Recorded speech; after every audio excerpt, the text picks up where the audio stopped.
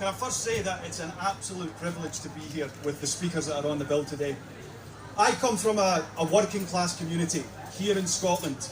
The kind of community that they say cannot care about the climate crisis.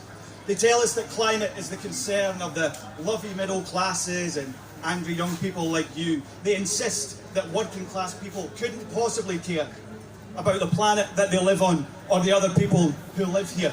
But this could not be further from the truth, because there are people everywhere, trust me, from the suburbs to the schemes, who are worried and raging about the climate crisis. People everywhere who are outraged at the loss and damage and destruction being caused by our leaders' lack of action. People everywhere who call bullshit on governments who say that they cannot afford to end poverty or vaccine apartheid or climate chaos while funneling billions into fossil fuels everywhere. People everywhere who see through the hypocrisy of governments claiming to be climate leaders on one hand and then opening new oil fields and coal mines with the other. People everywhere who know that climate change has already devastated millions of most affected people around the world, and who know that, like everything, it is those with the least means and the least responsibility who will be hit the hardest and forced to clean up the mess. The temperature is rising. From the suburbs to the schemes, I promise you that.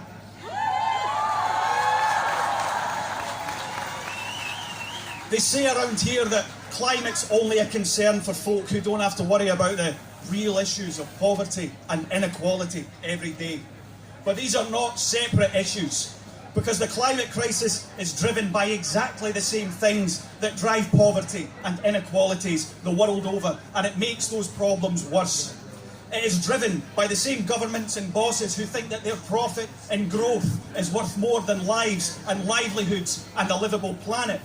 By the same broken economic system that demands the exploitation of marginalised people and working class people everywhere, that exploits the planet itself for the sake of personal financial gain, and a crisis that hits those already fighting for equity and dignity and respect, especially those women and people of colour in the global south, while those with most power and responsibility never have to feel a thing.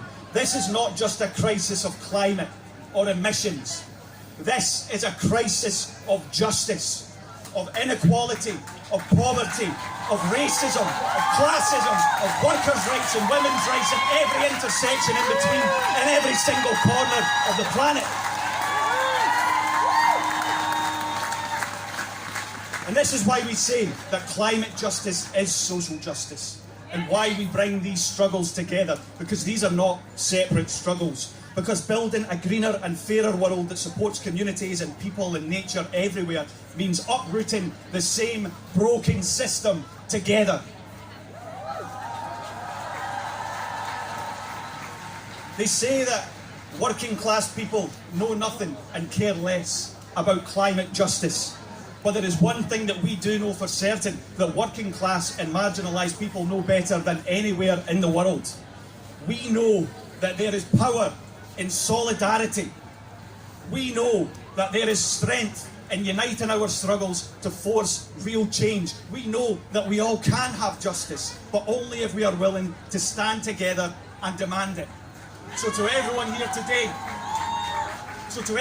today, or watching at home, from the suburbs to the schemes, from the north to the south, I say this: this is our fight. From frontline activists to frontline workers, this is our fight. From George Square to Georgetown, Kilmarnock to Kampala, this is our fight. From Dundee to Dakar, Aberdeen to the Amazon, this is our fight, because climate justice is social justice, because together we are powerful, and because together we can demand the safer present and the fairer, greener future that all of us deserve. Thank you very much.